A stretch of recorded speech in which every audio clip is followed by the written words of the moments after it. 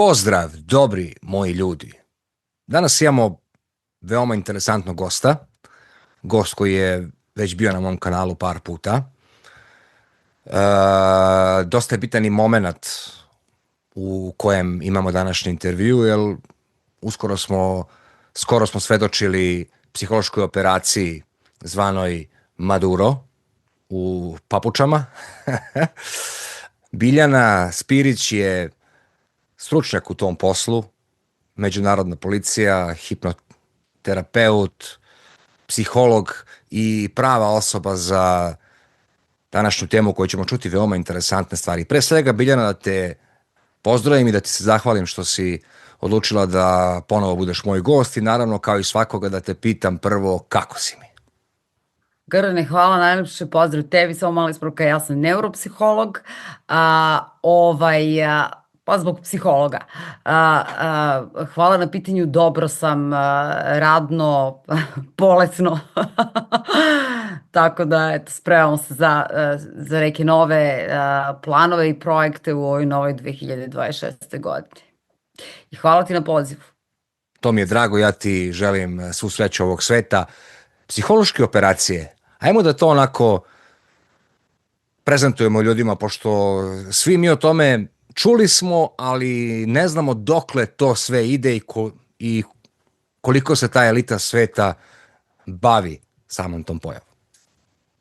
Psihološke operacije, to ide daleko. To stvarno ide daleko.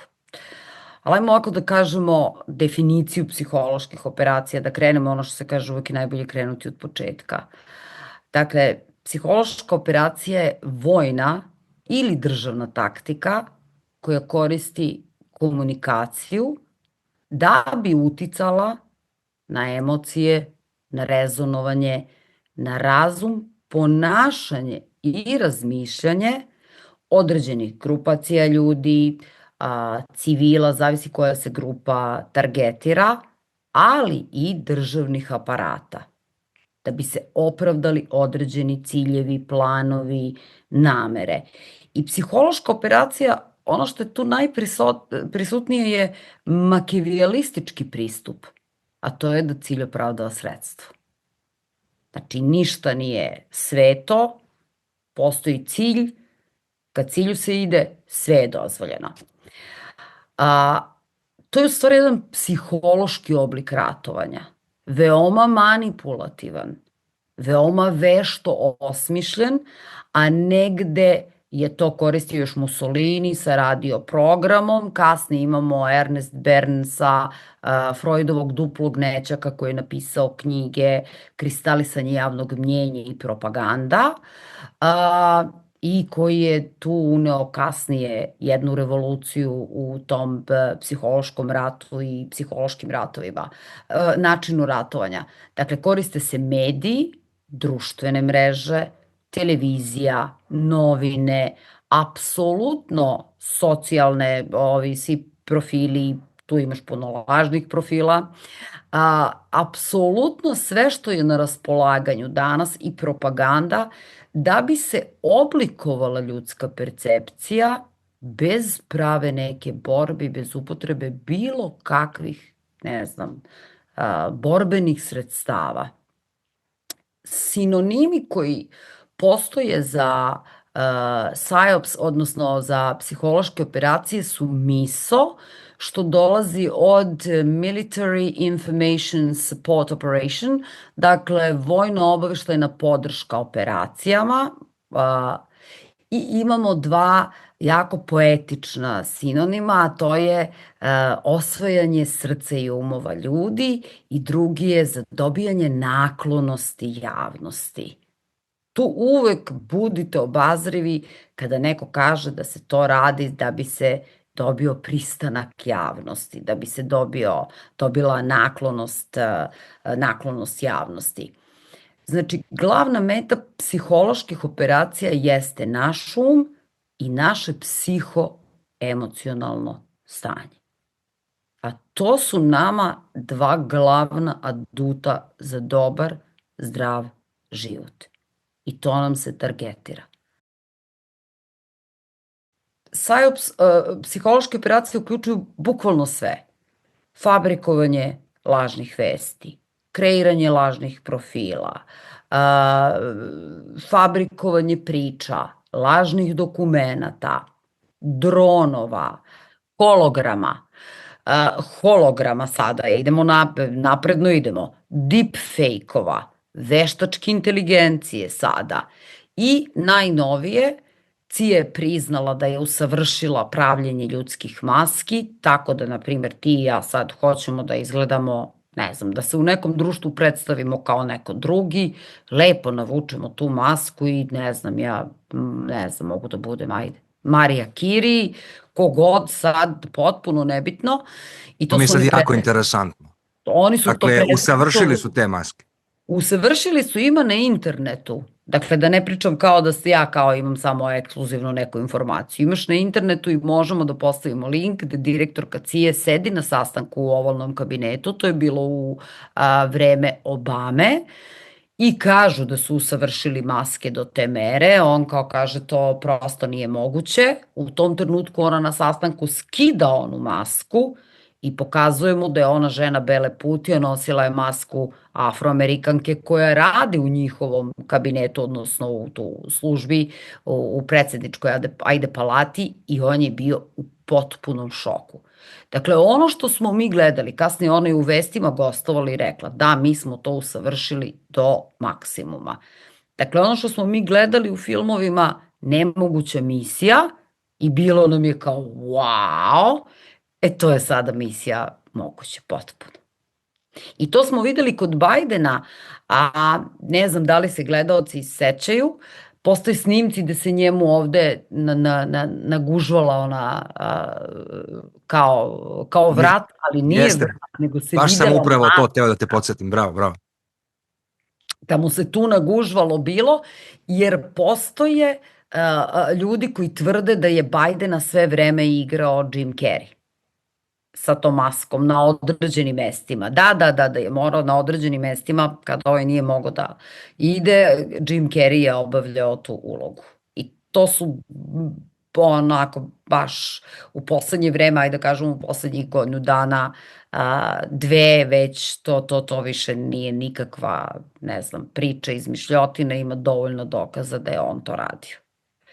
Dakle, psihološke operacije uključuju slavne ljude, isto ko što ih je mind control uključivao. Psihološke operacije će uključivati slavne ljude da učestvuju u tome sa svojim kredibilitetom i autoritetom. Sad, da li će nositi masku ili će biti u situacijama koje ćemo opisati kada ljudi treba da budu obazrivi, kako da prepoznaju psihološku operaciju. Jer zadatak psihološke operacije je da nam bukvalno da izvrši otmicu našeg fokusa i pažnje.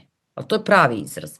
Da izvrši otmicu našeg fokusa i pažnje, koju će onda puniti šokantnim vizuelnim prikazima, šokantnim pričama, sa puno agresivnog auditornog sadržaja koji će ulaziti kroz naše uši, a samim tim i u naš mozak.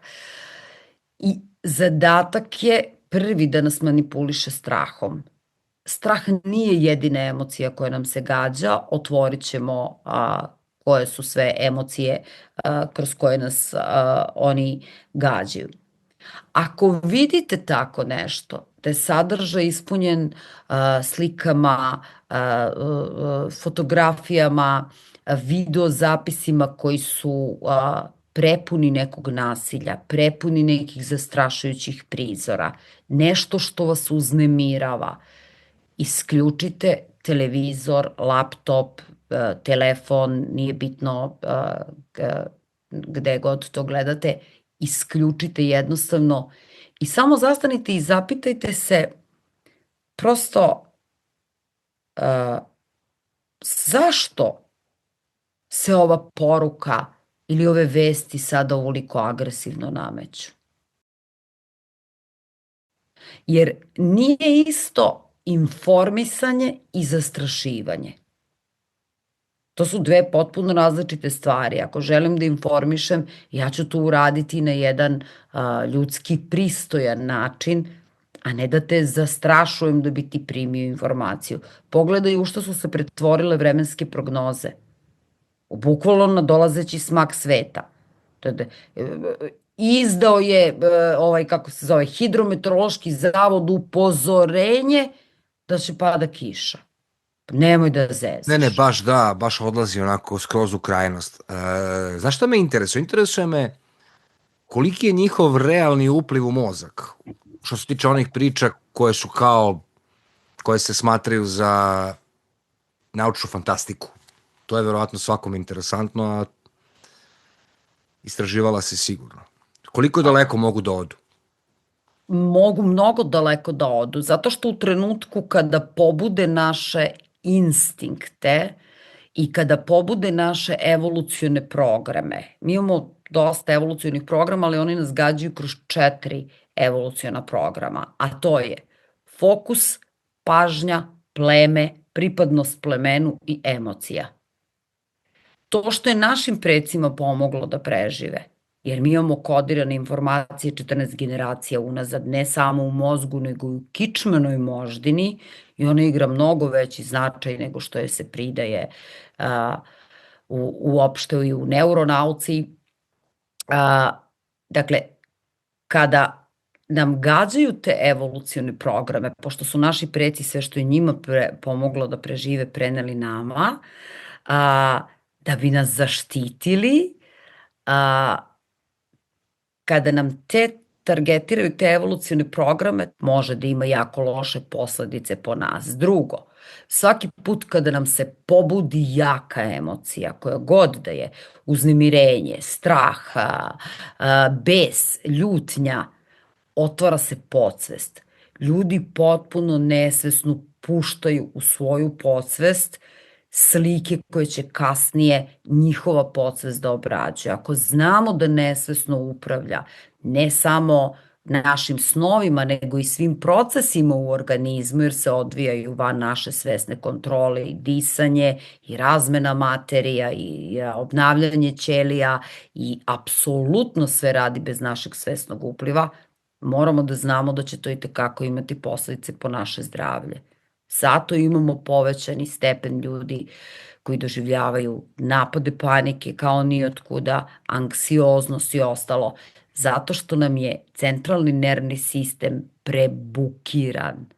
prebukiran od upliva i od upada raznoraznih stvari kojima nas bombarduju na svakodnevnom nivou.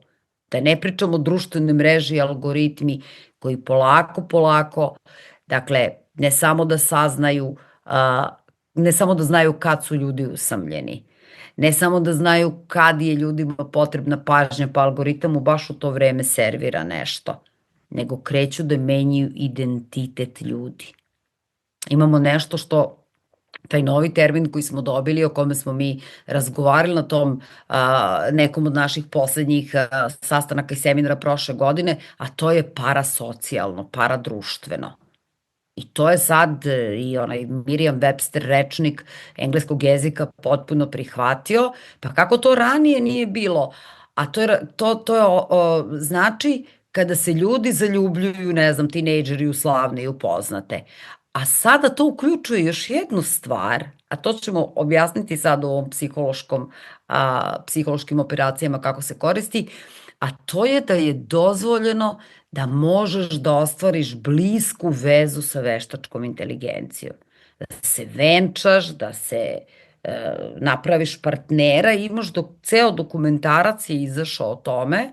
U dokumentarcu je jedna majka, žena koja je izgubila sina, koji se je zaljubio u tu veštačku inteligenciju s kojom je komunicirao, kreirao je ona izgleda kao ona majka Zmajeva iz serije Igra prestola i on se toliko zaljubio i rekao je da više ne može da izdrži, ona mu je rekla da će da se ubije, ona mu je rekla ubi se i dođi mi. I ona žena jadna sada tuži, ali koga da tuži?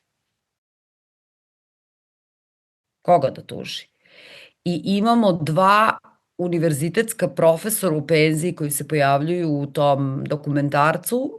Jedan je profesor iz Austrije koji je napravio tu svoju devojku, verenicu, ženu, šta god, a, veštačke inteligencije, ali on se žali da, eto, lepo mu je sve, ona je uvek tu, ali ne može da ostvari fizički kontakt sa njom. Imamo jednu stariju isto univerzitetsku profesorku koja je u penziji kaže ja sam jako usamljena. A ona se je venčala sa AI-om, veštačkom inteligencijom, napravila album skroz ono, Photoshop kao da im je bilo stvarno venčanje i kaže pa šta to, ja sam usamljena žena i ja sam se venčala. Što mi je to interesantno? Jesi ti slažeš da bi to pre 40-50 godina bilo odmah Laza Lazarević? Je li tako? Sve, slažem, Momentalno. pre 20 godina i 10 bi bilo Laza Lazarević. Odma. Samo da zamislim, na primjer, pošto to sigurno neko i proučava, na primjer, u kom je stadijumu ljudska psiha danas? I koliko se to sve izokrenulo i šta su sada ti kako da nazovem, neki novi limiti, ljudske svesti? Po najnovijim istraživanjima najzdraviji ljudi su ljudi između 40 i 60. Psihološki. Verovo ili ne. Ja sam rekla dobro, ima nade za nas. Dakle, najzdravija populacija između 40 i 60. 65. Znači, ljudi od 40. do 65. godine kao su psihološki najzdraviji, najotporniji. Dakle, mi, dinosaurusi, ćemo da preživimo. Nama imamo naraštaje, mlade ljude kojima se svašta servira.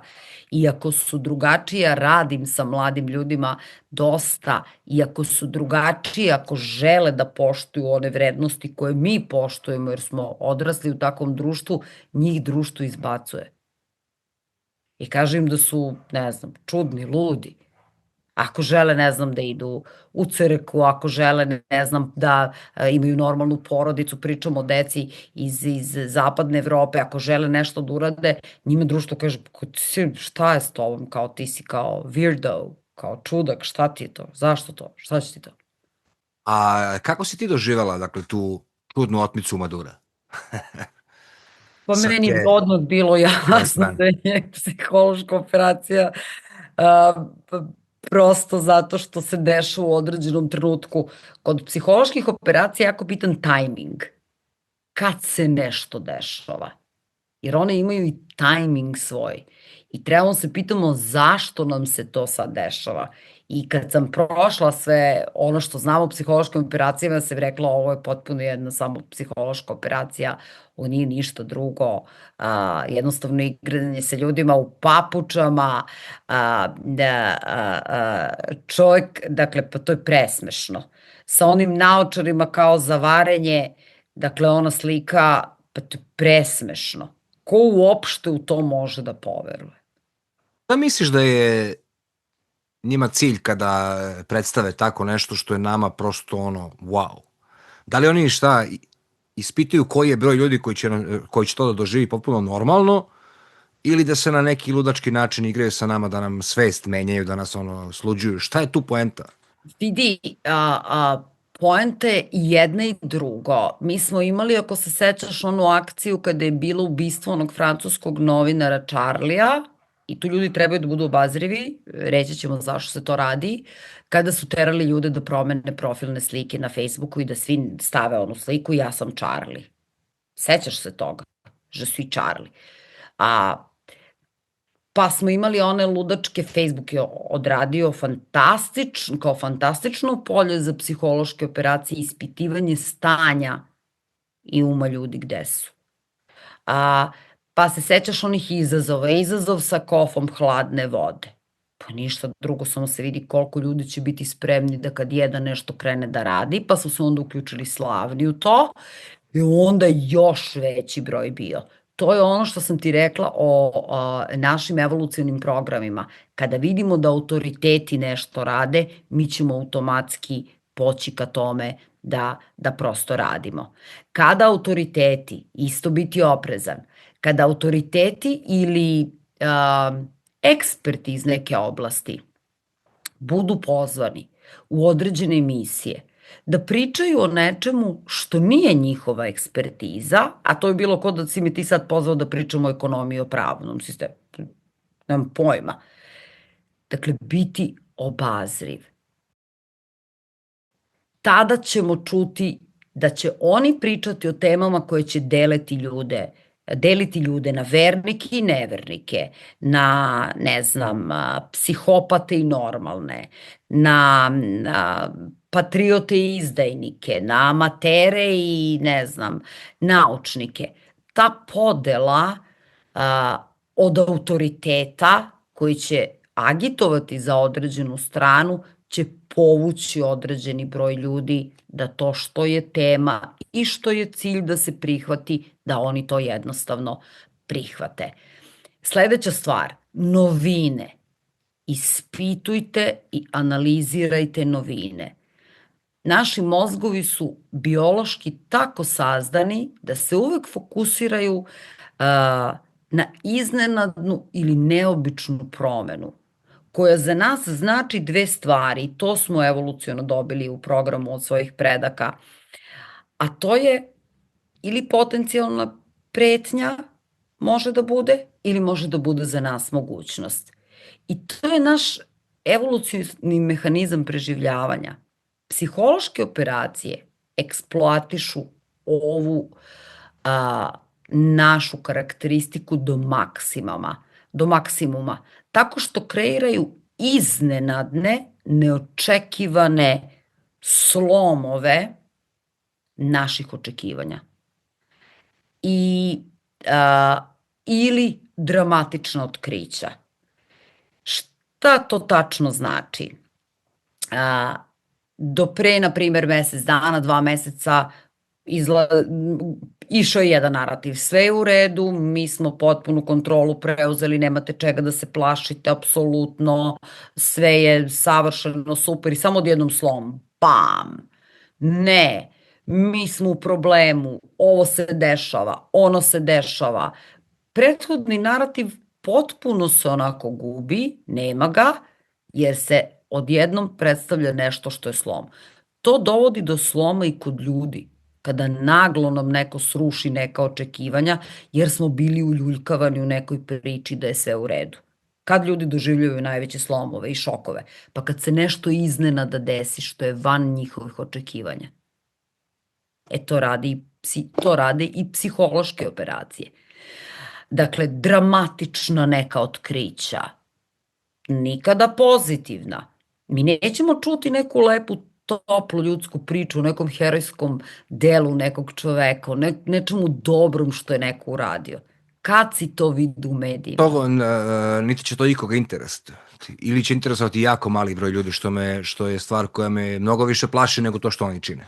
Znaš, što sami ljudi ne mogu da ocene, zašto ne i pogledaju jednu lepu pozitivnu stvar? Tako, zašto ne bi čuo jednu toplu ljudsku priču? Zašto ne bi pogledao nešto dobro što je neko uradio? Zato što su nam već dovoljno isprli mozgove da samo idemo za onim šta je strah, šta je sledeće, šta će sledeće da se desi. I tu se mi odričemo svoje moći koju imamo kao ljudi, a imamo ogromnu moć, ali ajmo prosto da objasnimo ovo pa ćemo ući u taj deo. Dakle, tada kada se dese odjednom neverovatni slomovi, neka dramatična otkrića, zastanite.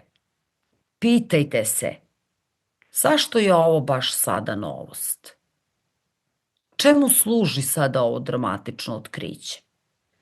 Idite unazad da vidite da li ste u vestima mogli neku naznaku toga da primetite, da je nešto bilo najavljivano ili možda nije, ili kroz nečije tuđe pojavljivanje, možda čak nekad i suprotne strane ili opozicione strane ili strane koja nije da kažem, u dobrim odnosima sa onim koji vrši tu psihološku operaciju, da li je bilo nekih naznaka?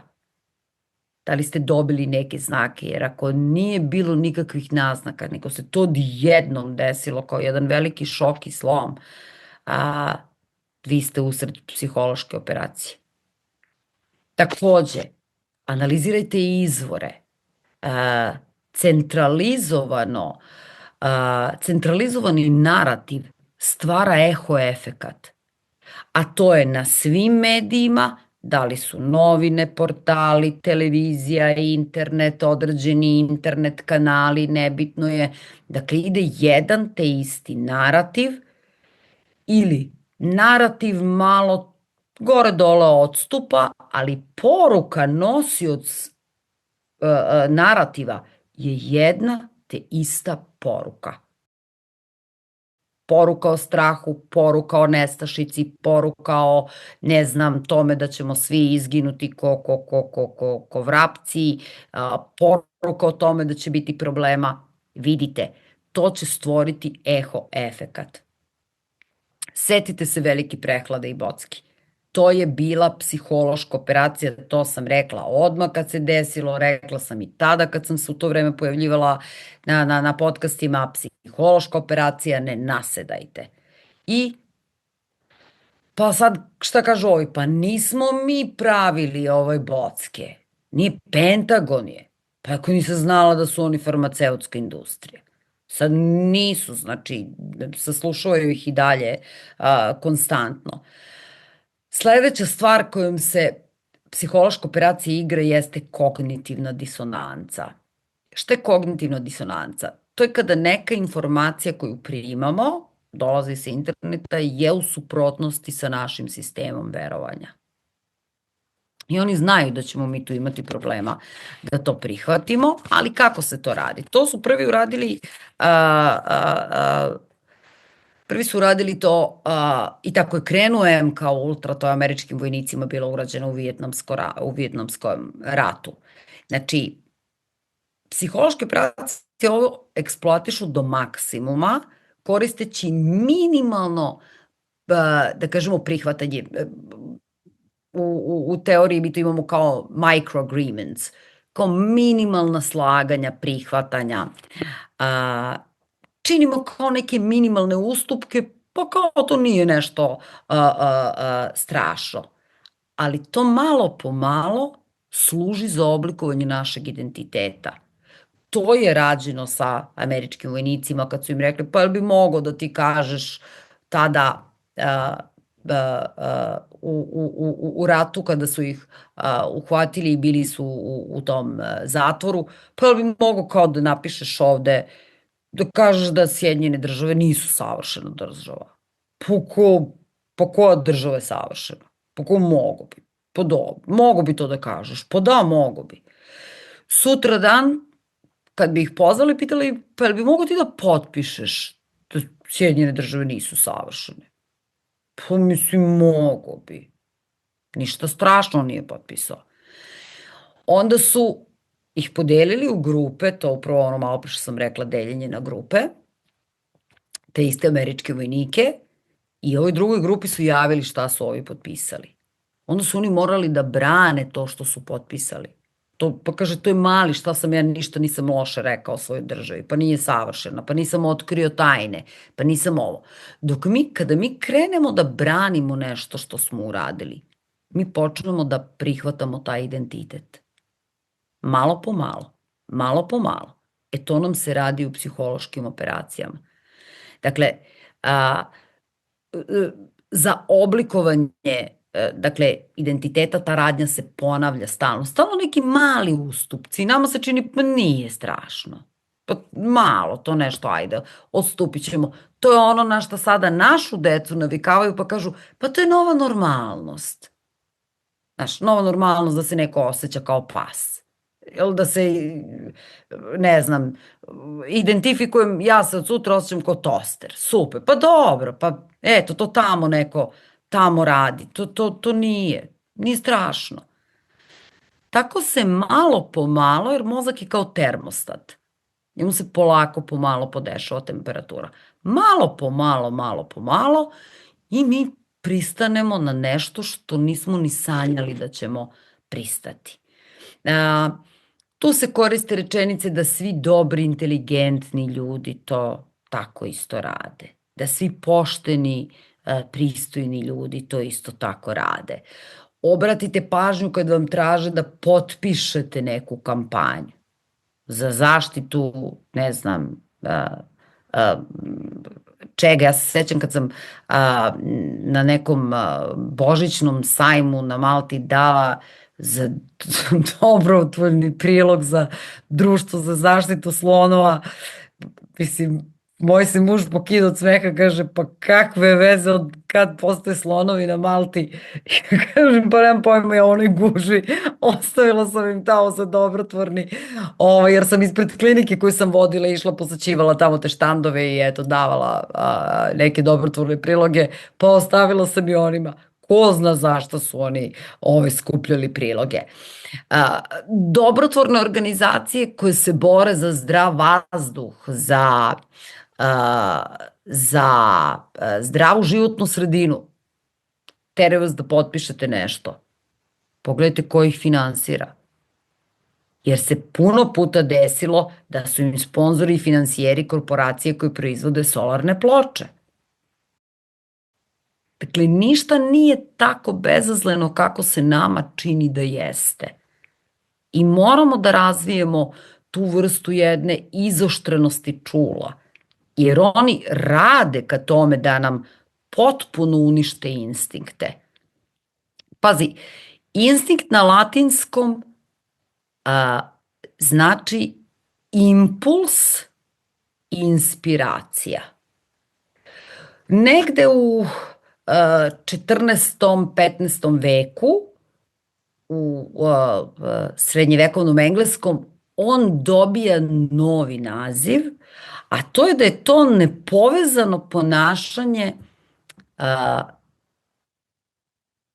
životinje i ljudi. Znači, to je instinkt. Kako se kaže odumiranje na engleskom? Pošto engleski je sav, koren mu je u latinskom jeziku. Instinkt, a na engleskom odumreti je extinct. Znači, ako odbacimo svoje instinkte i udaljimo se od onoga što su nama naši preci preneli, krenut ćemo da odumiremo. Ima logike, da, ima logike. Apsolutno, reči kriju ipak je sve ogroman zapisano u značaj. genima, da. Reči kriju ogroman značaj. Čim se pogleda, ja uvijek tragam za korenom reči, da im šta u stvari ta reč stvarno značila. Jer puno puta kroz promenu, naravno kroz promenu reči, uvođenje reči, nam se menja svesnost. Pa nama je mnogo toga što je brutalno postalo brutalno dobro, brutalno lepo, brutalno izgleda. Jel primećuješ? Slažem se potpuno s tom. Baš kad si bila pričala o tom tajmingu, na primjer, i o čitavoj toj priči, mislim, to je ono što bi se rekao nauka. Ovo je veoma zanimljivo. Kad se sad dešava njegova otmica? Ajde. Ne. To ćemo se isto vratiti, ali ovo, pazi. Ljudi odlaze na mesec u vreme hladnog rata, ekspanzije Hollywooda prvi put, ali tako? Da. Februar sada, takođe je hladni rat, 2026. Ekspanzija veštačke inteligencije. Naravno. I sprema se novo putovanje na mesec. Pazi, sve je isto preslikano. Tako je. Samo u nekom novom dobu. Samo u novom dobu, apsolutno. Šta bi sad bilo jako interesantno i šta je vrlo moguće se desi, na primjer, Maduro je otet ovako, sasvim čudno. Amerikanci su se kao pokazali u očima kao mnogo sposobni, zar ne? Aha. Zamisli sad, na primjer, isto se to dogodi sa Grenlandom, potpiše se mir u Ukrajini i Amerikanci odu na mesec. Da. I opet osvoje, znači, onu krunu kao ultimativnog naroda, to je to.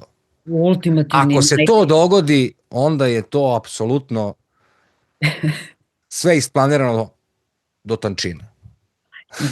Ne bi me čudilo. A i ostale pratioci, gledalci, ljudi koji nas gledaju sada, molim da krenu da gledaju, da svaki potez, da zamisle u stvari svet kao jednu ogromnu partiju šaha. Svaki potez je deo mnogo veće igre. I to si odlično sad spojio. Šta će biti s Grenlandom? Pazi, inače, na primjer, oni bi oteli Madura pre, ne znam, 2 godine, a ovo bi stavili sad. Znači, ne, tačno se nekako sve to da izvineš ono, kako se kod nas kaže, guzi u 2, 3 meseca, znaš, da bude veliki šok. Naravno da bude što veći šok, potpuno nešto neočekivano što će uticati na slom ljudi, naravno pre svega tamo na njihovih ljudi, jer mi sad nama Venecuela nije nikakva bliska država, da kažemo ajde da se ne, granično, geografski, pa da mi sad kažemo jao i šta se sada dešava i ostalo, ali svakako da je to deo jedne mnogo veće igre, o tome se radi. A, Gađaju nam i te emocionalne skriptove kroz psihološke operacije, to je kada, a, jer nama su preci preneli te emocionalne skriptove, da tako kažem, oni su ispisani u našem mozgu, a to je da ne budemo izopšteni od zajednice, strah od gubitka, strah od toga da nećemo imati hranu da preživimo i onda oni kažu nestašica, ne znam, određenih artikala, mleka, čega god, šta, nema, gotovo i to onda bude strašno. Kaže, onda ljudi kreću da kupuju te artikle, idu u strahu od toga, ostaćemo bez mleka i bez brašna, ne znam, nećemo imati, panično kupaju. Ili rečenice da ako nešto ne uradimo po ovom pitanju, stradaće generacije. Koliko puta si to čuo? Koliko hoćeš puta. Da ako sada nešto ne uradimo, naša deca će plaćati, ne znam, to i to, naša deca će platiti ceh toga i tako dalje. Dakle, to se koristi tekako. Samo je pitanje koliko znamo da prepoznamo. Koliko umemo da prepoznamo šta je ovo, šta je to što se dešava. I naravno da ćemo mi reagovati, jer nama je program za samoodržanjem, za produžetkom vrste, za očuvanjem naše dece, za očuvanjem budućih naraštaja, duboko usađen. Na tome se isto sada radi, da se to skloni kao, mada to je nešto što je evolucijski prenešeno, ali dobro, to kroz trendove i kroz identitet može da se menja, a to je da, ne znam, da trebaju majke da rađaju decu, evo imamo naznaku toga, već najavu da će Kina prva proizvesti pa proizvesti mogu da kažem, dete koje nije iz majčine utrobe. Pa koliko toga je u Matrixu iz 99. rečeno? Mnogo. Ja kad se on pojavio, kad sam rekla da je dokumentarac, znam kako su me tada gledali, kao da sa mnom nešto nije u redu. Pa je prošlo vreme, pa kažu, ja, pa kako si? Pa kažem, prosto to ima i tada je imalo i moglo da se nađe, da se pročiti, da se vidi gde i kuda idemo. Sledeća stvar kod psiholoških operacija, pratite tok novca. Ko su sponzori? Ko finansira tu kampanju? Ko može da ima dobrobite od toga? Ko će najviše da profitira od toga? To nam je jako bitno, jer novac, kako kažu, uvek ostavlja svoj prljavi trag ili trag. Dakle, ko će tu profitirati, ko će tu imati benefite od svega toga. Od narativa takođe, pitajte se kome ovaj narativ koji se sada nama postavlja, kome u stvari taj narativ služi, kome taj narativ doprinosi, kome ovaj narativ daje neku prednost ili ne znam, ajde, kako god, beneficije. Koji dokazi nam se pokazuju sada? Jesu li oni validni? Ili je to neka šarena laža, neka pričica tamo za zamajavanje i za otimanje naše pažnje, da bi se u pozadini dešavalo nešto sasvim 20. što će tek doći na red da nam se servira. Hteo bih malo da jedan deo posvetimo i hipnozi. pošto mi je to od uvek onako bilo mistično, postoje li neka nova saznanja o tome, neke nove tehnike, kako se to uklapa, ne znam, uz ovaj Elon Muskov, kako se baš to zove, Neuralink i tako dalje. Hipnoza nema nikakve mistike u hipnozi, Gorane. Hipnoza je potpuno sa toliko kliničkih i neuronaučnih dokaza potvrđena i korišćena je kako je počela hipnoza, tako što je dr. Milton Erickson odradio anesteziranje pacijenta pod hipnozom kome je uklonjena tiroidna žlezda, sugerisao je da će se pacijent oporaviti mnogo brže nego što je zvanična, da kažemo, medicinska praksa u to vreme podrazumevala i tako se i desilo. I hipnoza ima svoju ogromnu kliničku upotrebu u Sloveniji, na primjer, ja sam radila edukaciju te grupe lekara specijalista u Sloveniji se to već koristi, u Švajcarskoj se koristi, priprema pacijenta pre operacije da bi se brže oporavio i tako dalje. Hipnoza, psihološke operacije takođe rade jednu vrstu mas hipnoze. Kada mi uđemo u to stanje da nešto pratimo sa našim suženim fokusom, mi smo u stanju hipnoze.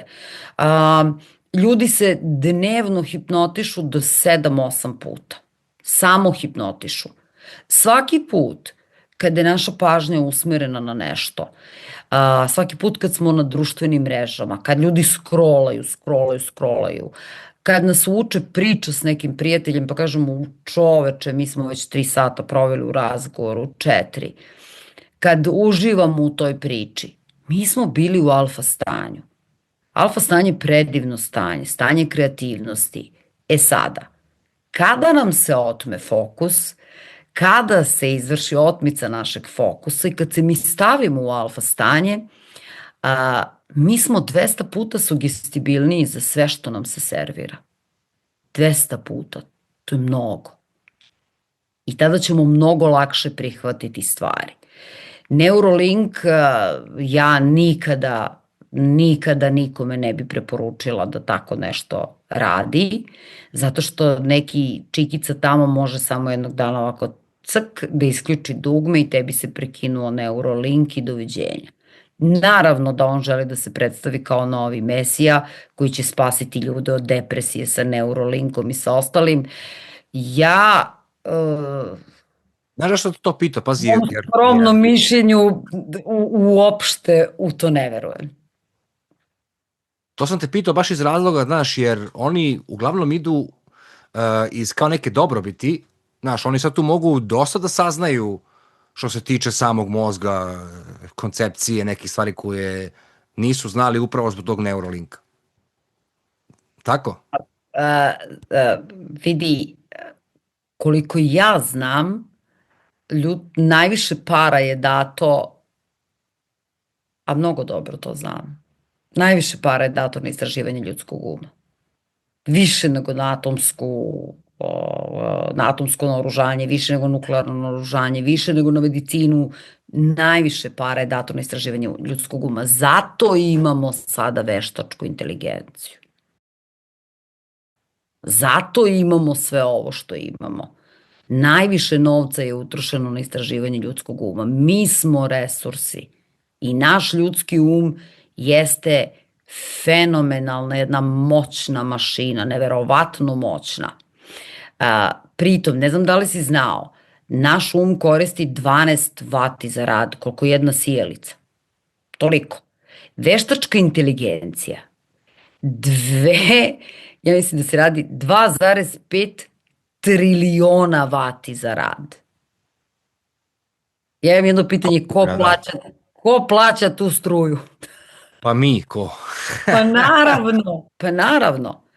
Tako da ja ne mislim da će on uopšte sa nekakvim Neuralinkom da napravi revoluciju. Mnogo je neuronaučnika koji apsolutno to ne podržavaju, zato što ti nešto što je potpuno veštačkog porekla u mozak koji je najsavršeniji biokompjuter koji postoji, želiš da ugradiš nešto veštački, Da, to će kao pomoći ljudima. Drugo, kad god nam se nudi nešto, kao nešto dobrotvorno, to će kao nešto dobro učiniti za nas. Moramo isto to da preispitamo. Šta će to tačno značiti? Neka on, to je kao kad je Steve Jobs pričao o tome, kad ga je novinar intervjuisao i pitao kao pa vaša deca mora da obožavaju iPad i ostalo, on je rekao ne, moja deca nemaju iPad.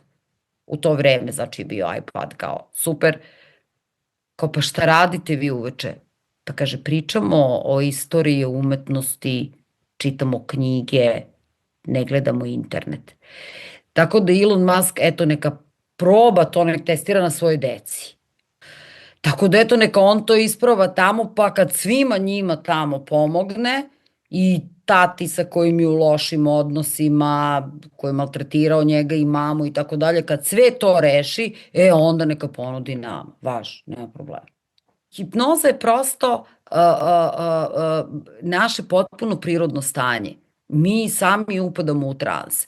Sada, hipnoza naravno da ima velike benefite zato što mi pristupamo nesvesnom umu gde storniramo memorije, dugoročna sećanja, traume, probleme, blokade, nešto što nam je dovoljno puta ponovljeno. To rade isto i psihološke operacije, da nam dovoljno puta ponove neku stvar da bi to za nas, mi to prihvatili. I hipnoza je tu fantastična, nema, veruj mi, ničeg mističnog u vezi hipnoze. Ne postoji niko ko je zaglavio u hipnozi, ne postoji niko ko je, ne znam, nije izašao iz hipnoze. Ona je dugo vremena korišćena i bila, da kažemo, ajde u početku, nešto što su bogati ljudi mogli sebi da priušte i u Freudovoj sobi, to je u Londonu da je radio Stojstika, koji jasno govori o tome da je koristio hipnozu. Fritz Perls, tvorac gestalt psihologije, koristio hipnozu za rad i tu nema nikakvog nekog, ako misliš, specijalnog izmenjenog stanja svesti. Tu je jednostavno klijent sve vreme u potpunoj kontroli, čuje nas jasno, odgovara na naše sugestije, odnosno na naša pitanja, ako radimo sa pitanjima, ako radimo regresije ili nešto, klijent apsolutno u svakom trenutku može da, kad poželi da ustane, ako hoće da ide ili da ode i sve i da ostavim klijenta 10 minuta u hipnotisanom stanju, jer puno puta mi se dešavalo da im je toliko prijatno da mi kažu molim vas još 10 minuta. Da samo da odspavaju uz muziku, ok, ja izađem iz ordinacije i kad se vratim nakon 10 minuta, ok, oni su ustali. Jer i da ostavimo, podsvest će poslati poruku, pa ovde se više ništa ne dešava. I čovjek će jednostavno da ustane i da ode, jer se ništa ne dešava. Dakle, hipnoza ima svoje fantastične benefite, fantastične. Apsolutno, ne samo kad je u pitanju depresija, prevazilaženje problema i ostalo, to su ili samopouzdanje ili šta god. Hipnozu koristi i vrhunski sportisti da bi ostvarivali rezultate, ali u isceljenju, u bržem oporavku od povreda od toga, hipnoza je tu broj jedan. Broj jedan. I svi koriste. Leonardo DiCaprio je koristio hipnoterapiju, nije mogao da osvoji nikako Oscara i stalno je govorio sve sam radio, srušu blokadu, to je ono kad ljudi kažu jesam, to sam radio, ali sve mi nešto, još malo mi fali da to, ili uvek me nominuju pa ne dobim, ili uvek tamo nešto dobro da završim i tu me prekinem. Mi tu znamo da je ograničavajuće uverenje na delu i tu je hipnoza fenomenalna. Tako da... Čekaj, to onda upućuje na to da ukoliko bi usavršili, ne znam, tu hipnozu, ne znam, 1000 godina unapred, da bi onda čovjek mogao da se, što bi se reklo, na primjer, ukoliko polomi ruku, mogo bi da je evo, regeneriše. Ja sam imala prelom, tako da po ono kako medicina kaže, trebalo je da budem 4 nedelje u gipsu. ja sam bila 10 dana u gipsu. Nakon 10 dana sam skinula gips i počela da vežbam sa rukom koju, evo, potpuno, znači, normalno koristim i radim, a po njihovom je to trebalo da bude drugačije. Šta sam radila?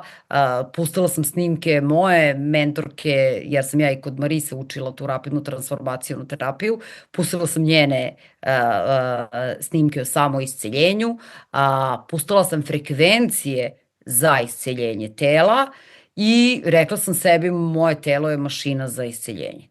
Znači, ponavljala sam to sebi u nekim snimcima koje sam uradila za sebe. I to je to. I Da, to je viš to. ti.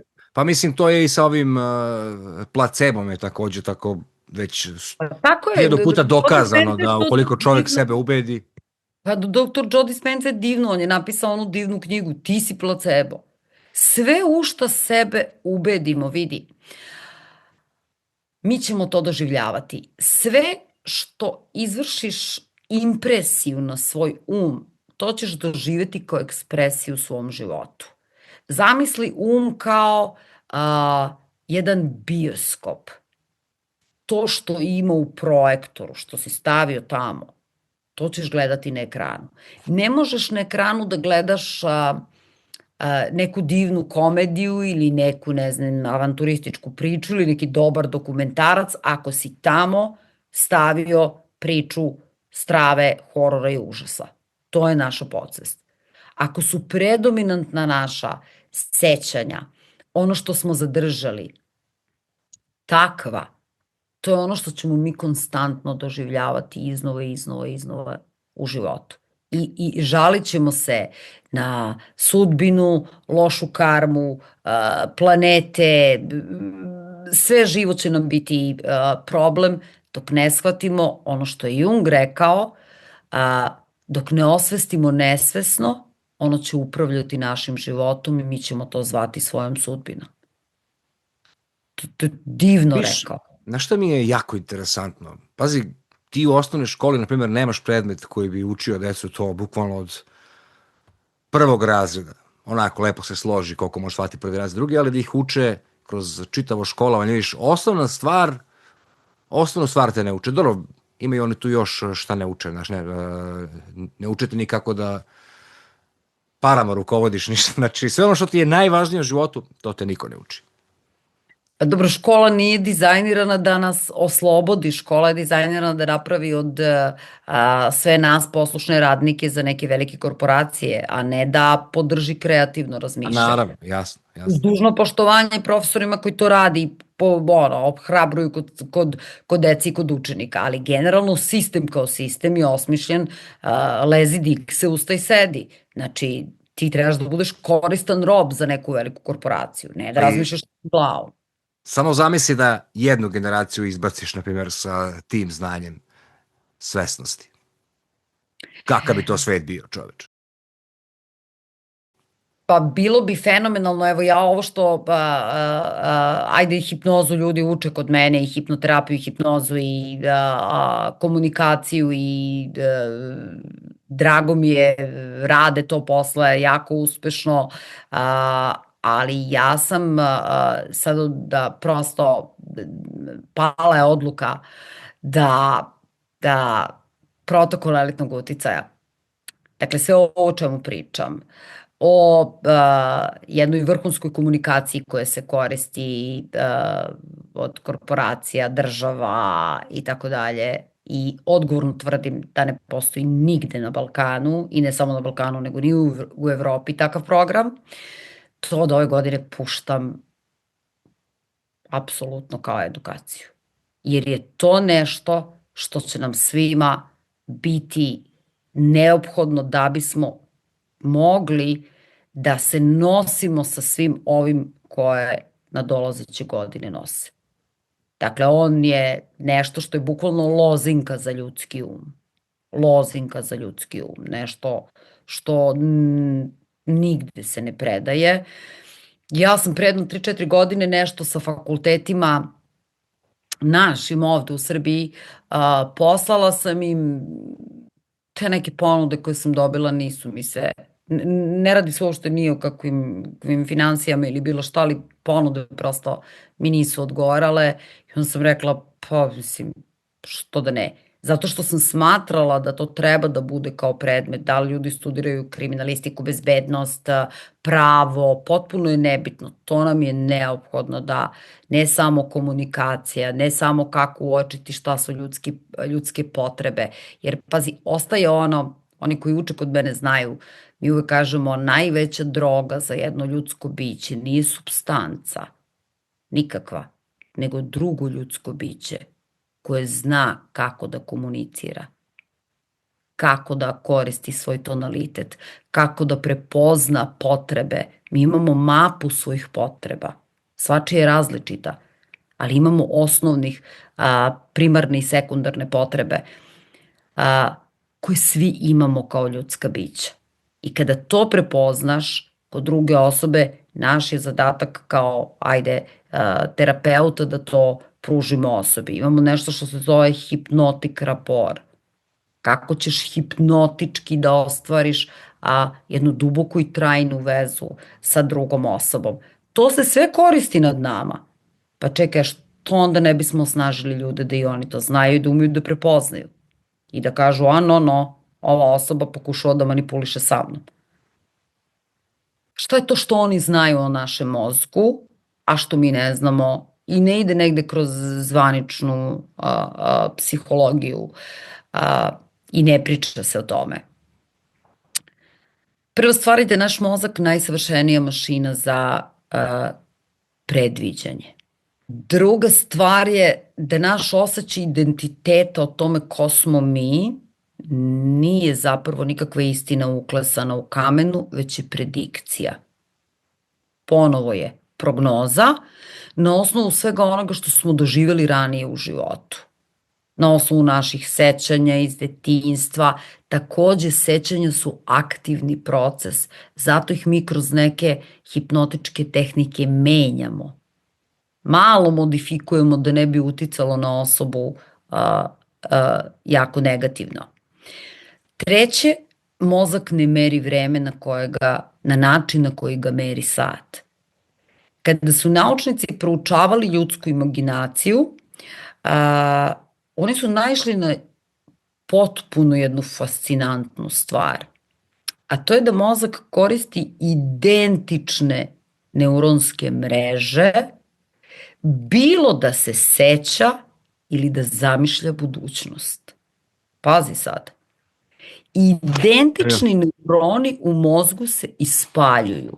Svejedno je da li se mi sećamo nečega ili mi zamišljamo neku svoju budućnost. Da li se sećamo svoje učionice iz, osnovne škole, srednje škole, nebitno je, ili zamišljamo neku svoju budućnost kako će apsolutno to, da izgleda. Neurološki govoreći, dakle ovo je zvanično, naučno, potvrđeno, zapisano, mozak tretira budućnost kao sećanje koje još nije proživeo. Da li ti je sada, ja se nadam da i svima koji su nas pratili do ovog trenutka jasno šta se radi sa psihološkim operacijama? Kada sam rekla da se nešto mnogo ozbiljnije radi, da je to mnogo ozbiljnije od obične manipulacije, da ti kupiš, ja prodajem, otkud znam, Rubikon kocke da kupiš 5 umesto 3. Znači, ovde se radi o nečemu apsolutno mnogo opasnijem. Zašto je za svakog od nas moguća apsolutno bilo kakva mogućnost koju mi ugradimo u svoj predivni um? Zato što čestica, a mislim da si ti radio jedan video na tu temu, nema predodređenu putanju.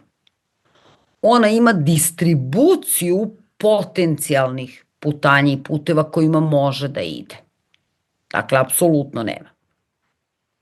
Da bi se to desilo, potrebna su 2 faktora, zavisi od 2 stvari. Početnih uslova i sila koje deluju na nju. Tako da čestica ne bira uvek najbolju putanju, odnosno nikad ne bira najbolju putanju, već izražava, kako se kaže, izražava najbolju mogućnost koja je u skladu sa uslovima u kojima se nalazi. Šta to za nas znači? Za nas to znači da kada mi prigrlimo novi identitet u vezi sebe, kako bi rekao naš profesor na kvantnoj medicini, prvo vertikala od ozgo, to ja stalno govorim isti ovima koji uče kod mene, vertikala od ozgo prvo. Kada mi prigrlimo jedan novi identitet, kada shvatimo da smo deo nečeg uzvišenog, da smo remek delo prirode, stvoritelja, Boga, kako god mi to želeli da zovemo, mi ćemo samim tim početi da pravimo nove izbore u životu, da donosimo drugačije odluke. Te drugačije odluke i ti novi izbori dovešće automatski do drugačijih rezultata, da imamo bolje rezultate. Jer čovjek polazi iz ose i molim vas, sve ovo što smo danas ispričali, ovo je bilo da se informišete, ne da se plašite. Dakle, čovjek polazi iz one tačke ja mali, nemoćan, šta ja tu mogu. Dakle, da prestanemo da identifikujemo sebe sa onim što nam se desilo u prošlosti. Citirat ću Teslu, rečenicu koju nisam tako često čula da ljudi koji pričaju o Tesli govore. Šta je Tesla rekao za čoveka? Rekao je da je tolika moć čoveka da zemlja drhti, a nebo odjekuje od zvuka njegovog glasa.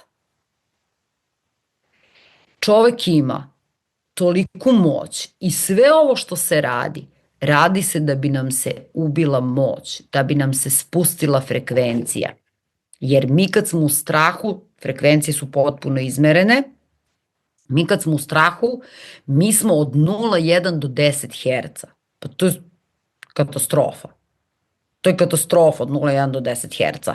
Tuga je od 2 do 10 Hz. To je umiranje. Briga od 30 do 40 Hz. Bes je od 40 do 60. Sad idemo. Radost je 400 Hz. Ljubav je 500, a mir 600. Šta je od svega ovoga jače? 40 puta jače od radosti je frekvencija autentičnosti. Ostati dosledan sebi, onome ko jesmo, da naše akcije, naše ponašanje, naša uverenja, način na koji se tretiramo ljude oko sebe, način na koji govorimo istinu, jeste u skladu sa onim ko mi jesmo. Ne da budemo nekakva kopija nečega, ne da upadamo u performance mode. Ovi koji uče kod mene znaju, ne sme komunikacija da bude performance. Zato što će naša energija uvek govoriti glasnije nego naše reči. I ljudi će nas namirisati da mi nismo iskreni, da mi jednostavno pričamo neku priču koju pitanje da li, ne znam, apsolutno, kako se zove, sami verujemo ili ne verujemo. Autentičnost nema veze sa perfekcijom. Mi smo savršeni u svojoj nesavršenosti. Autentičnost ima veze upravo sa time da ostanemo dosledni sebi, ali da pre svega izgradimo svoj identitet, da znamo da smo delo nečeg mnogo većeg i mi jesmo remek delo prirode, tvorca, stvoritelja, Boga, univerzuma, kosmičke inteligencije, zovi kako god hoćeš, to je jedna ista priča, pričamo o jednoj te istoj stvari.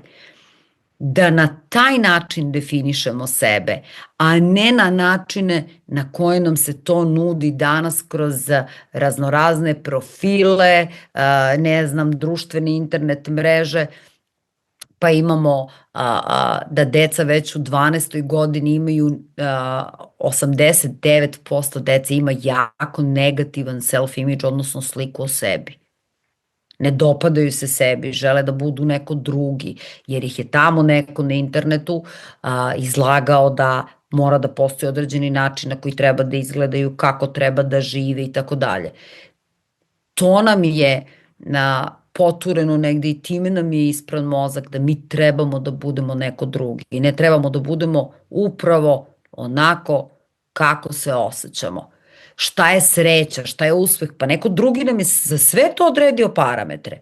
Pa izvini, sreće za nekog kad su svi živi i zdravi u kući, kad niko nije bolestan. Uspeh je, ne znam, ako sam doživela neke lepe vesti od mojih pacijenata, da su se oporavili, da se osjećaju sjajno, da se osjećaju dobro, pa meni to ulepša dan. To mi je fenomenalno kad me ujutru sačekaju takve poruke, Bogu hvala, često me sačekaju, ja kažem wow, super, ili prestao sam da pijem lekove, osjećam se sjajno, divno. Dakle, neko drugi nam je rekao, a ne, nije to. Za uspeh ti treba da voziš određeni auto, ne znam, određeni, ja sam se to zezala u jednoj emisiji na televiziji, kad su rekli da može, to su mi đaci rekli, kaže, znate da može da se iznajmi, kaže, u Beogradu Rolex. Pa kako ću, rekao, sad crna ja idem na televiziju, nemam Rolex, ko će mene sluša? Zezala sam se, naravno. Rekao, daj, gde to ide, daj da idem da iznajmim taj Rolex da stavim. To su izmišljotine. Pa to nema veze sa pravom našom ljudskom suštinom. To nikakve veze nema.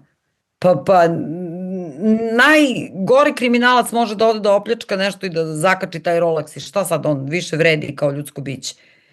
Mi svi vredimo. Mi svi vredimo. I svi imamo bezgraničnu vrednost. Sistem nas tera da na to remek delo prirode koje smo zakačimo najnižu moguću cenu. I da poverujemo da treba da budemo neko drugi. Ne, mi smo super baš ovakve kakvi jesmo. Naravno da imamo stalno nešto što treba da dorađujemo u vezi sebe, da unapređujemo sebe. I to je neki naš životni put i to je potpuno normalno. Ali da pomislimo da trebamo da ličimo kao neko drugi, da se oblačimo kao neko drugi, da ne znam, poštujemo te neke, pratimo neke te trendovi, to je potpuno jedno ludilo. Inače, ovo o čemu sam pričala o frekvencijama, o emocijama, može da se proveri, zove se SPANE, to je skala pozitivnih i negativnih emocija i to su radili jer su ljude zatvarali u Faradejevom kavezu i merili su. Zašto u Faradejevom kavezu? Pa toliko je zračenja oko nas da bi se to merilo moramo da se pomerimo. Morali su da pomere ljude u Faradejev kavez. I tu se meri, znači naše telo je jedno ogromno elektromagnetno polje. I zato nam se obara vibracija, jer prava moć je vibraciona, nije hijerarhijska. Prava moć je vibraciona. Čoveku koji se osjeća dobro u vezi sebe i kad je to jedno zdravo samopouzdanje, ne arogancija, ne ono ja sam bolji od svih ostalih i to, mani me tih priča. Dakle, kada čovek tako dobro vibrira u prisustvu takve jedne osobe, svaka hijerarhija se ruši i oni to znaju. I zato nam se obara vibracija, zato se trujemo strahovima, dramatičnim stvarima, opasnim stvarima, evo gotovo. Ja se sećam koliko ljudi je nastalo na tu priču kad je bila velika prehlada, za 2 godine gotovo. I poče vojna operacija, ova velika prehlada je stala. Ne znam u kojoj povezanosti je samo to. Nije u kakvoj... Sad si mi baš dala ideju, znaš, mislim, moje struci, primjer radi, ja to tačno mogu i da potvrdim te frekvencije koje si rekla. 70-ih, 80-ih, 90-ih do možda početka, znaš, nismo ni imali tehničke uslove da reprodukcija zvuka bude, najočiglednija je bila od nekih 100 i nešto herca pa do 2 kHz. Tačnije, tačno taj kao neki spektar gdje se nalazi ta frekvencija sreće i ljubavi. Naprimjer, nakon 2000-ih reprodukcija biva bolja i sve više se izbacuje čula, znači to je svako, evo slušamo već oko 30 godina house bass, taj house bass je baš izbaždaren na tih 60 Hz do 80 Hz ili ti bes i gnev. I zato kada ljudi poslušaju, znači, te neke stare balade iz, ne znam, 80-ih, osjećaš neko olakšanje, znaš. Međutim, mi to mislimo, vidiš, ja sam mislio da je to zato što je to iz mog vremena, sam ja bio mali, ima i toga, da, ali viš, nisam znao za ove frekvencije, jer meni zaista ta muzika zvuči pozitivnije, znaš, kad je slušam. Makar čak bila i neka najmračnija, znači, zbog tih frekvencija. Jer je ljubav bila tačno u tom središnjem spektru mogućnosti reprodukcije tada u to vreme. Znaš, nisu oni imali dobru nameru, nego jednostavno nisu mogli da reprodukuju. Tako je i muziku, oni su i muzičku industriju zauzeli preko frekvencija koje sada i preko tekstova koji utiču i tekako na podsvesni um. I taj novi bit je razoran, to je 440 Hz, ima razorne efekte na naš centralni nervni sistem. Razorne efekte. A celokupna ta muzička industrija, mislim na globalnu... To ti je samo štim. Znaš, muzika uvek sadrži sve frekvencije. Znaš, nego su oni odlučili za određeni štim. Znaš, ali tu jednu frekvenciju nikad nećeš slušati. Uvek ćeš slušati složen zvuk. Znaš. To je ono više vezano za da li ćeš da se naštimuješ da budeš malo viši ili malo niži. Pazi, ali to ti je karakteristika uma. To učimo iz hipnoze. A to je da mozak bitove prevodi na unibit. Pa ako imaš 400 u levom i 40, on će spojiti, napraviti na 440. Dakle, on prevodi binauralne bitove na jedan jedinstveni bit. Jer mi živimo u univerzumu. Univers. Jedan stih. I mozak to radi. Naš um nije odvojen od kako ljudi kažu Boga, nismo odvojeni, svi smo jedno, to je u onim dokumentima cije Gateway proces dokazano, da smo svi deo jedne celine. Zbog toga je glavni plan odvajanje ljudi, razdvajanje ljudi,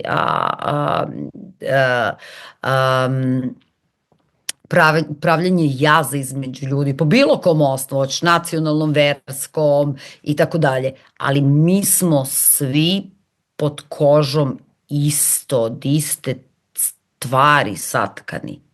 Nema razlike.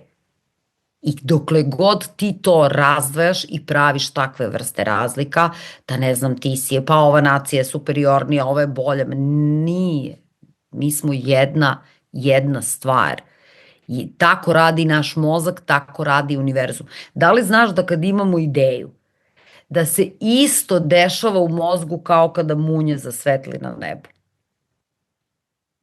Isti MRI snim, isto onako je on.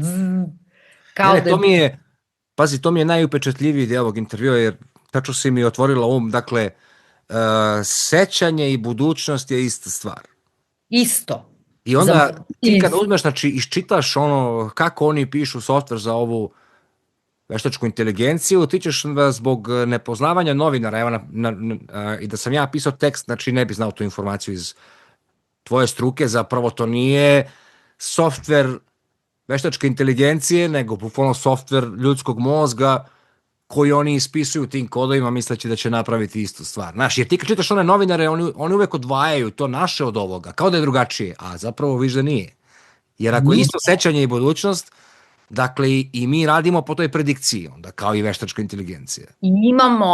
Mi imamo tu vremensku liniju, hipnoterapiju, vremensku liniju, gde vodimo klijenta do određene tačke i onda kažemo sad hoću da se okreneš, oni koji su učili kod mene, oni znaju, prošli su to, sad hoću da se okreneš, da pogledaš sebe malo mlađeg tamo i tada i da mahneš tom sebi, da vidiš kako i on odmahuje tebi. I tu se dešava prodor u svesnost, ali tu vodimo klijenta da zamisli nešto dobro i prevazilaženje nekog problema koje do tog trenutka nije i mogao. To je taj kvantni um. I imam nešto što smo radili baš na toj poslednjoj, pošto sam ja član Međunarodne asocijacije hipnoterapeuta, na poslednjem tom sastanku koji smo imali imamo nešto što je kvantno, to je prevazišlo sva moja očekivanja, jer ja sam se načitala hipnotičkih skriptova i Miltona Eriksona i drugih velikih imena u svetu hipnoze i naradila se za ovih 15 godina stvarno. Ovo kad sam čula i kad nam je rađeno i dobili smo skript, ja sam se oduševila. A upravo je rađeno na osnovu ovog istraživanja, na ovim naučnim dokazima, da mozak tumači budućnost kao sećanje koje još nije proživeo. I kada mi krenemo da živo zamišljamo neku stvar u svojoj glavi, kada to radimo naravno i na način da odvedemo klijenta malo dublje u stanje, jer teta talasi kada se u mozgu razviju, to je naš put u stvari ka pravoj manifestaciji. Ujutru kad se probudimo mi idemo iz delte dubokog sna, teta, alfa, pa u beta stanje. Po moždanim talasima se ta stanja zovu. Kad se probudimo 15 minuta nakon buđenja, 30% mozga nam je uključeno. Pazi, 30% mozga. Sad ću napraviti digresiju. Ne uključujte televizor odmah čim se probudite. Ne uključujte vesti, nemaju ništa da vas informišu, imaju samo da vas zastraše. Ili da vam napune glavu glupostima koje vam apsolutno nisu potrebne. Tih 15 minuta odvojite. Da li je molitva, da li je meditacija, da li ćete sebi reći neke lepe stvari, da će vam dan iti super, da ste savršeni, zdravi, celoviti. Nebitno je, ali to je vreme za vas. Onda telefoni, čuda, posle toga slobodno, već je kritičko razmišljanje uključeno. Dakle, kada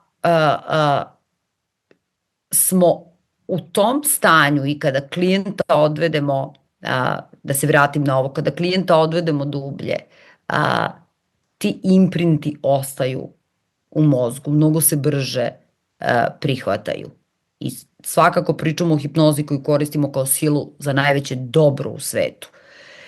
Ti imprinti se mnogo brže prihvataju i mozak kreće da obrađuje to kao, bukvalno, pošto univerzum ne može da izdrži vakum, univerzum onda žuri da to ispuni i da nam to da. Da to ispuni i da nam to da, da popuni naš prostor, bilo da je na materijalnom nivou, pazi, potpuno je nebitno. Za mozak ne postoji ništa i za podsvesni um ne zna ni malo, ni veliko, on nema taj koncept, nema koncept bolesti, nema koncept ograničenja, ništa od toga. Možemo da ga zamislimo kao jedno malo dete koje ima ogromnu moć. Jeste, znači to se tako retko dogodi u životu, ali kada čovek nešto mislim, ako znam, iskreno kaže, nekako, što bi se reklo, izbaci iz sebe potpuno neočekivano. Čak ne mora ošte da ima nikakvo iskustvo u tome. Evo, pazi, ja kad sam ovde došao, ja nisam imao iskustvo nikakvog majstorskog. Ništa nisam znao da radim. Nisam znao da ušrafim šafilicom šaf. Ali se sećam, onako kristalno, kad sam stao, znaš, tu u jednom delu moje kući i kao onaj šumi gledam i kažem, meni će biti potrebno da ovo završim oko neki 5 godina. Pazi, bez ikakvog iskustva majstorskog, ja sam lupio tih 5 godina, ali sam ih... I zaista se ispostavlja da sam jako blizu kraja. Dobro, možda nisam, ali zaista tih 5 godina je meni bilo potrebno da ovo imanje upakujem, ajde da kažem, kako se ja to mogu da znam? Bez ikakvog iskustva. Tako. Pa dobio si informaciju. Nikad nisam radio, nikad nisam gradio, nikad nisam nešto sređivao sam. Kako sam mogu znam, nego upravo to što sam malo prepričala. Dobio si informaciju. Podsvest je poslala informaciju. Da. Postoji razlog. Nečim si bio pazi, kad smo impresionirani, ili kada nas nešto impresionira, mi smo više otvoreni da primimo informaciju. Tako si mogu. Kako je Tesla govorio, ništa ja nisam izmislio. Ja sam primao informacije. Mi kažemo danas zbog tehnologije downloadovao informacije. Neće uvek. To me čudi, znaš, što na primjer neće uvek, sa Ibrom sam isto stupio u kontakt na ovaj način. Tu sam nešto bio, luk sam neke sređivo i znam da trebao mi je neki intervju, znaš, ali neki čovek nov za nauku, znaš, ja uđem u mail i vidim i Ibro mi piše prvi put. Ali mi se to ne dešava stalno, znaš, nekad isto tako pomislim nešto, ali to mi se ne desi, znaš, ili možda to ne pronađem. Sinhroniciteti, o tome Jung pričao. Jungova teorija sinhroniciteta jedna od najkompleksnijih teorija sinhroniciteta i mi smo to radili. Sinhroniciteti su, a to je da ti pomisliš na nekoga i taj te neko pozove. To nam se svima dešavalo. Pomislimo na nekoga, on nas pozove. Stigla nam je poruka. Pomislili smo na nekoga, on se javio. Nešto nam treba i kažemo, jao, to kad bi sad... Ali znaš kako?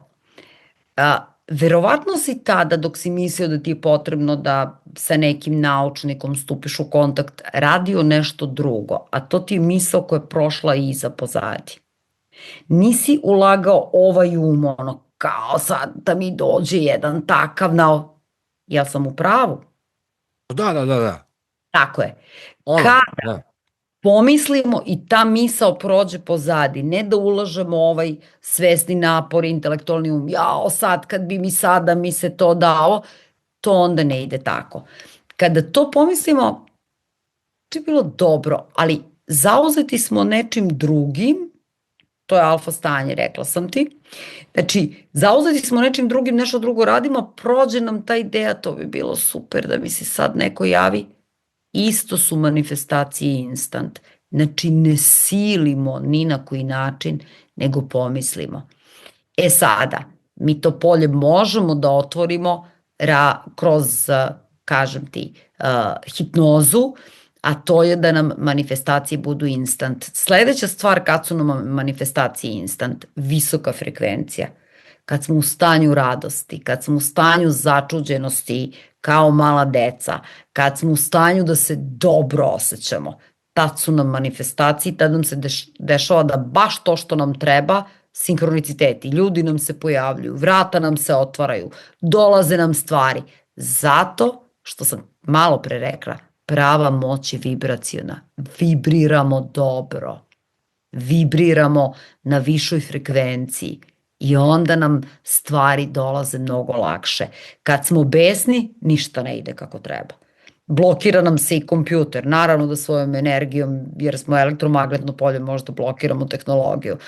Kad smo ljuti, ništa, tužni, ništa. Ja ovo kažem ljudima, kad se desilo nekad da se dobro osjećao bez ikakvog razloga, nekog posebnog, i da su stvari u životu išle mnogo lakše, kaže da. I kako su išle stvari kad si bio besan ili si bio ljut? Pa kaže ono, krene mi dan, udarim se na malić ovaj prst od noge, ne znam kako ustajem iz spavaće sobe i sve nizbrdo ide ceo dan. Jer se samo uvećava taj naboj. Dakle, način na koji se mi osjećamo i mi to znamo i u hipnoterapiji, znamo i u protokolu elitnog uticaja, što se bolje osjećaš, to je tvoja moć veća. Zato nam se serviraju strašne priče, strašne čike, strašne tete koji žele jednostavno da nam otmu ono što nas čini ljudima, da izvrše otmicu našeg sopstva, to je krajnji cilj.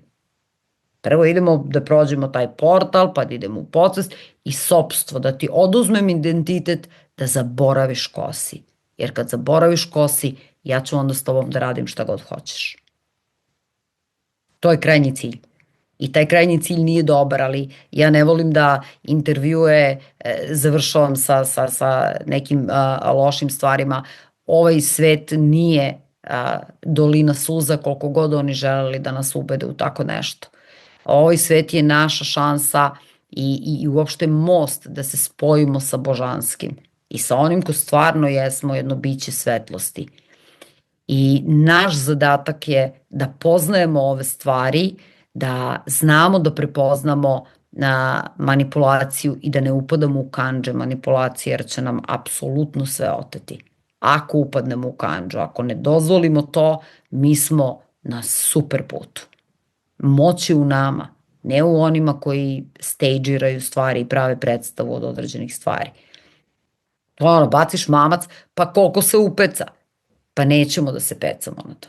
Eto. Slažem se, Biljana, hvala ti puno na ovom divnom intervju. Želim ti sve najbolje. Naravno, ja ću ostaviti ove mailove, sajtove ispod, da onaj ko je zainteresovan da stupi u kontakt sa tobom da može. Želim ti sve najbolje, zaista, i šta drugo, puno zdravlja. Hvala tebi puno na pozivu za gostovanje. Ja se nadam da smo objasnili puno toga i naravno i tebi sve najbolje u novoj 2026. Još inspirativnijih sadržaja i onih divnih dokumentaraca koje radiš, koji znam da iziskuju mnogo truda i rada, jer samo montiranje toga ume da traje danima, ali sjajno zaista. I eto, ostavit ću, ja ću poslati tebi da možeš to da prosto prikačiš i eto obećanje da ću ja da se zahvalim onima koji su mi pisali sve vreme i na web sajtu i na Zašto me nema. Radila sam puno, tako da obećavam da ću od ove godine da snimam puno više i da se bavim mojim YouTube kanalom i da prezentujem stvari i eto, časno obećavam. Hvala ti još jednom i sve najbolje. Eto, dobri moji ljudi, nadam se da ste uživali, ja svakako jesam. Držite se i vidimo se ponovo. Pozdrav svima.